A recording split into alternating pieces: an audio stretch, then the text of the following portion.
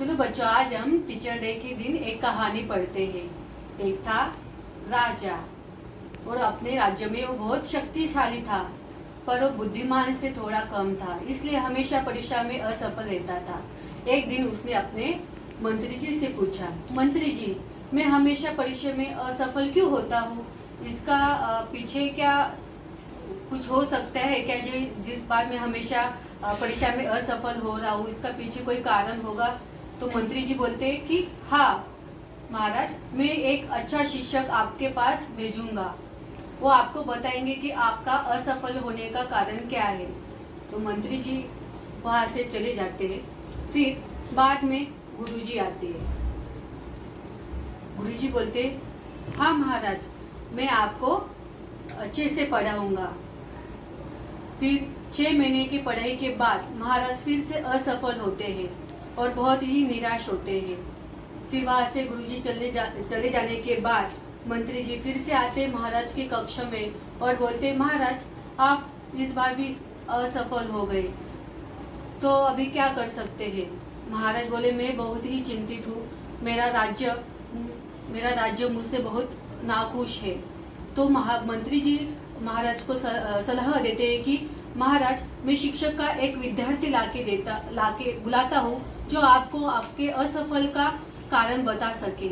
तो महाराज बोले, हाँ मंत्री जी, आप लाइए, आज ही उस विद्यार्थी को बुला के लाइए। फिर मंत्री जी उस विद्यार्थी को अपने महाराज के कक्ष में बुलाते हैं और विद्यार्थी महाराज को बोलते, महाराज मैं आपको 3 सवाल पूछने वाला हूँ, महाराज बोलते, हाँ जल्दी बताइए वो 3 सवाल कौन से हैं? विद्यार्थी बोलता है, मेरा पहला प्रश्न है कि आप अपने शिक्षक के आते समय अपने शिक्षक को आप प्रणाम करते हैं क्या? वे आप उनको प्रणाम करते हैं? महाराज बोले कि जी नहीं, शिक्षक मुझे पहले प्रणाम करते हैं क्योंकि मैं इस राज्य का राजा हूँ। तो शिक्षक फिर से दूसरा सवाल महाराज से पूछते हैं कि आप शिक्षक से शिक्षा लेते समय आप सिंहासन पर बैठते हैं या नीचे बैठते हैं? तो महाराज बोलते हैं, तो मैं राज्य का राजा हूँ, मेरे पास इतना महल है, मैं राज्य का राजा, तो मैं कैसे सिंहासन पे ना बैठूं? मैं सिंहासन पर बैठता हूँ और मेरे शिक्षक साधारण कुर्सी पर बैठते हैं। तो विद्यार्थी बोलता है, मेरा तीसरा प्रश्न ऐसा है कि आप शिक्षक को एक विषय समझते हैं या खुद को एक राजा समझते हैं? तो महाराज बोलते हैं, मैं अपने आप को राजा समझता हूँ, ये मेरा राज्य है और मैं उस राज्य का राजा हूँ। तो विद्यार्थी बोलता है, महाराज अभी मुझे पता चला आपका असफल का कारण क्या है। तो महाराज बोलते, हाँ बताओ, जल्दी बताओ। विद्यार्थी बोलते कि महाराज आप अपने शिक्षक का सम्मान और आदर करना चाहिए। तो महाराज थोड़ा रुक जाते और सोचने लगते हैं कि कहाँ मैंने गलती की है।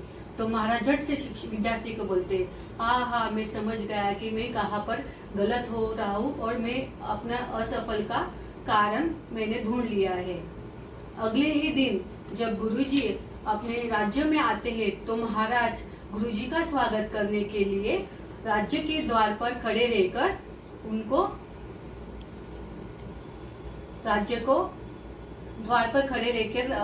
महाराज गुरुजी का स्वागत करने के लिए खुद ही नमन करते हैं पहले, यानी राजा गुरुजी को देखते ही उनको पहले नमस्ते बोलते हैं, यानी नमन करते हैं।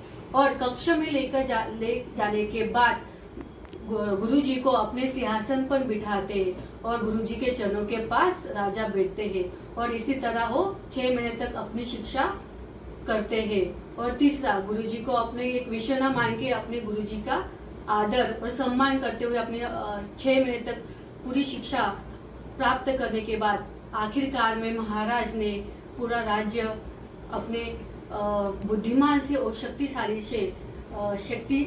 से अपना राज्य को और लोगों को न्याय देना शुरू किया, इसलिए राज्य के लोग सभी खुश रहने लगे। तो इस कहानी से हमें ऐसा पता चलता है कि गुरु के चरणों में ही स्वर्ग है। और यहाँ से हमें ये शिक्षा मिलती है कि हमेशा जब हम अपने जीवन में कितना भी आगे बढ़ जाए या कितने ऊंचाई तक पहुंच जाए, पर गुरुजी की चरणों में हमें नमन हमेशा ही रखना चाहिए। चरणों में ही गुरु का सम्मान करना चाहिए। गुरु के बिना हम कुछ भी नहीं। कितनी भी ऊंचाइयों में चले जाए, फिर भी गुरु जी का आदर और सम्मान हर तरह से महत्वपूर्ण है। इस कहानी से हमें ये सीख मिलती है। तो बच्चों, हमेशा गुरु का आदर और सम्मान और उनका जो भी आचरण है, हमेशा ये बातें उनकी ध्यान रखनी चाहिए। तो इसीलिए happy teachers day to all. एक बार की बात है, एक बहुत बड़े राज्य में एक राजा रहा करते थे। उनका मानना ये था कि उनके राज्य में न्याय नहीं मिल पा रहा था। इस बात पे चर्चा करने के लिए महाराज जी अपने मंत्री जी के पास जा रहे थे। महाराज की जय हो। मंत्री जी, मैं आपके पास किसी विषय में चर्चा करने के लिए आया हूँ। जी महाराज, कैसा विषय? विषय ये है कि हमारे राज्य में लोगों को न्याय नहीं मिल पा रहा है। क्या आप इस बात से सहमत हैं? महाराज, मैं आपकी ये बात से सहमत हूँ। हाँ, तो मैं ये चाहता हूँ कि आप मेरे लिए एक अच्छा सा शिक्षक ढूंढें। जी महाराज। आप मुझे कल ही उस शिक्षक से मिलवा दीजिएगा। जी महाराज। अगले दिन मंत्री जी शिक्षक के साथ महाराज के पास आते हैं। महाराज की जय हो। जी मंत्री जी, क्या आपने मेरे लिए शिक्षक ढूंढा? जी महाराज, मैं आपके लिए शिक्षक लेकर आया हूँ। महाराज, वो शिक्षक बहुत अच्छा है, उसके विद्यार्थी सब अच्छे नंबरों से सफल होते हैं। कहाँ है वो शिक्षक? महाराज, मैं उसे अभी बुलाता हूँ। शिक्षक, महाराज की जय हो। जी शिक्षक, आप आज से ही मुझे पढ़ाना शुरू कर दीजिए। जी महाराज, मैं आपको आज से ही पढ़ाना शुरू कर देता हूँ। ठीक है, चलिए मेरे कक्ष में आइए। शिक्षक को महाराज को पढ़ाते हुए 6 महीने बीत चुके थे। अब महाराज का परीक्षा देने का समय आ चुका था। सभी बहुत खुश थे कि अभी हमारे महाराज सफल होंगे, लेकिन ऐसा कुछ नहीं हुआ और महाराज असफल हो गए और सब महाराज दुखी हो गए और वो अपने मंत्री जी के पास जाते हैं, कहते हैं कि मैं क्यों असफल हुआ। महाराज जी, मंत्री जी, मैं क्यों असफल रहा? महाराज, मुझे ये तो नहीं पता कि आप क्यों असफल रहे, लेकिन मेरे मन में एक विचार है, अगर आप सुनना चाहें तो। जी मंत्री जी, कहिए क्या विचार है? महाराज, मैं शिक्षक के एक विद्यार्थी को आपके पास लेकर आता हूँ, तो आप अपने सारे सवालों के जवाब उससे पूछ लीजिए। ये विचार बहुत अच्छा है। आप मुझे कल ही मेरे शिक्षक के विद्यार्थी को मेरे पास ले आइएगा। जी महाराज, मैं उसे कल ही लेकर आता हूँ। जी ठीक है, मैं चलता हूँ। शिक्षक, विद्यार्थी, महाराज की जय हो। महाराज, आपने मुझे क्यों बुलाया है? मुझे तुमसे कुछ बात करनी है। महाराज, आपको मुझसे क्या पूछना है? बात यह है कि मैं अपने परीक्षा में असफल था और तुम सफल। हम दोनों एक ही शिक्षक से पढ़े हैं, तो ऐसा क्यों हुआ? ठीक है महाराज, मैं आपसे 3 सवाल पूछूंगा। आप मुझे तीनों सवाल के अगर सही हाँ में जवाब दोगे तो मुझे आपको पता चल जाएगा कि आप असफल क्यों हुए।